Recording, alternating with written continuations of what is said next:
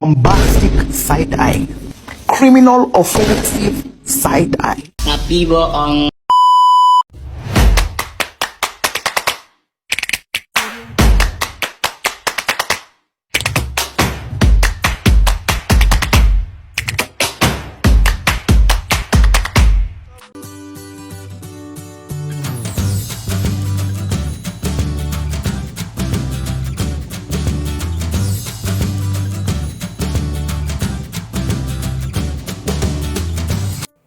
Habis gelap, terbitlah terang. Kalau membaca atau mendengar kalimat ini, pasti langsung teringat dengan pahlawan kita, Raden Ajeng Kartini. Kartini adalah sosok wanita hebat yang memperjuangkan agar perempuan Indonesia memiliki kebebasan menuntut ilmu dan memiliki kesetaraan dengan laki-laki. Kalau kita amati, sekarang ada banyak perempuan hebat yang bisa bekerja di industri apa saja. Bahkan banyak juga yang memegang posisi tertinggi atau posisi yang penting. Misalnya Bu Sri Mulyani yang menjabat sebagai Menteri Keuangan, Najwa Shihab si jurnalis andal, dan masih banyak lagi. Berkat kegigihan dan pandangan Kartini mengenai emansipasi, perempuan memiliki kesempatan yang sama dengan laki-laki.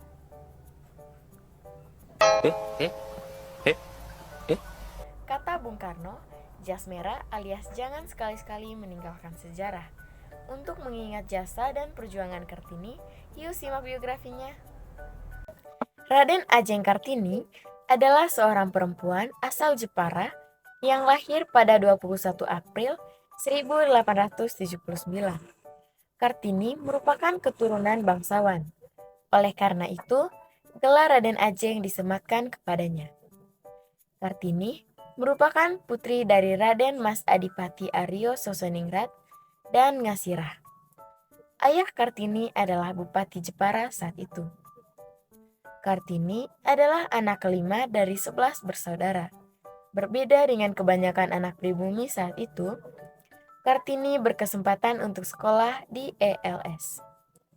Ini merupakan sekolah yang diperuntukkan bagi orang Belanda dan orang Jawa yang kaya. Di ELS, Kartini belajar bahasa Belanda. Sayangnya, Kartini hanya bersekolah sampai usia 12 tahun, karena sudah memasuki masa pingitan. Dulu ada tradisi wanita Jawa harus dipingit dan ditinggal di rumah. Karena belajar bahasa Belanda di ESL, Raden Ajeng Kartini bisa membaca dan menulis bahasa Belanda. Selama dipingit, ia belajar sendiri membuat dan berkirim surat dengan teman-temannya dari Belanda. Salah satunya adalah Rosa Abendanon.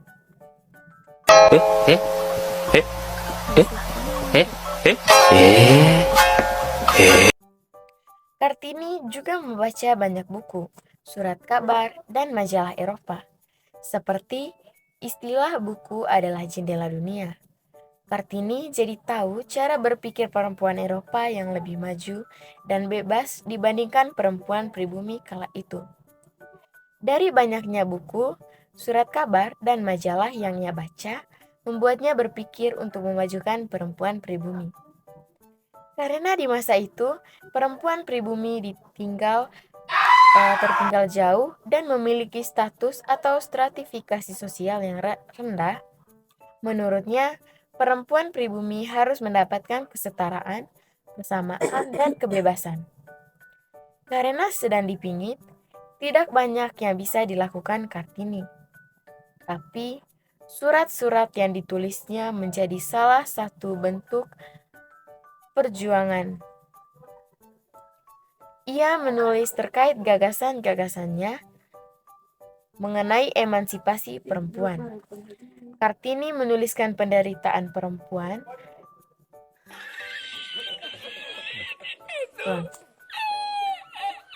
Ia menuliskan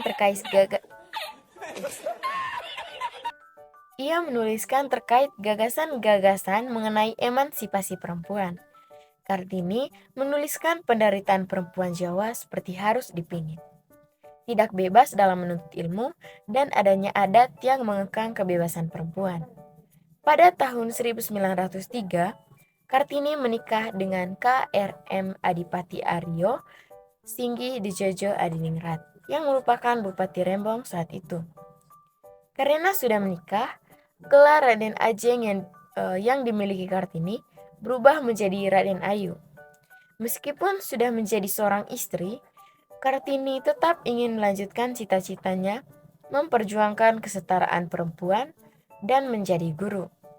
Suami Kartini mendukung dan memberi kebebasan terhadap cita-citanya.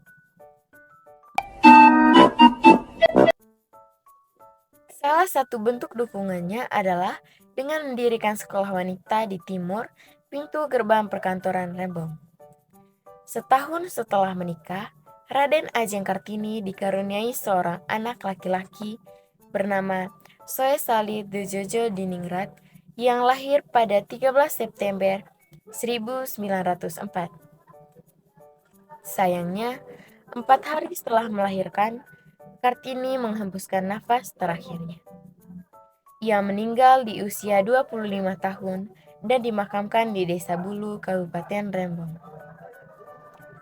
Berkat kegigihan Kartini, pada tahun 1912, berdirilah Sekolah Kartini oleh Yayasan Kartini. Sekolah ini didirikan oleh keluarga Van de Venter, salah satu sekolah tokoh politik etis saat itu. Awalnya, Sekolah Kartini hanya didirikan di Semarang, tapi kemudian berdiri juga di Surabaya, Yogyakarta, Madiun, Malang, dan daerah lainnya. Penghargaan untuk Raden Ajeng Kartini setelah Raden Ajeng Kartini wafat, Aben Danon atau Menteri Kebudayaan, Agama, dan Kerajinan Hindia Belanda saat itu mengumpulkan dan membukukan surat-surat yang dikirimkan Kartini ke teman-temannya. Buku tersebut diberi judul Door Duisternis Tulich, yang artinya dari kegelapan menuju cahaya. Diterbitkannya buku tersebut mulai mengubah cara berpikir masyarakat Belanda terhadap perempuan pribumi, khususnya Jawa.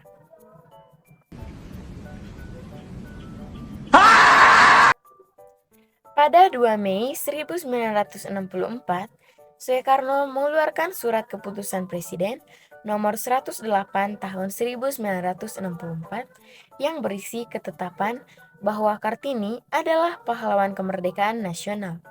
Soekarno juga menetapkan 21 April sebagai Hari Kartini yang kita peringati setiap tahunnya sampai sekarang. Pemikiran Kartini juga menginspirasi terciptanya lagu Ibu Kita Kartini oleh Supratman yang tentunya nggak asing di telinga kita, terutama bagi pelajar.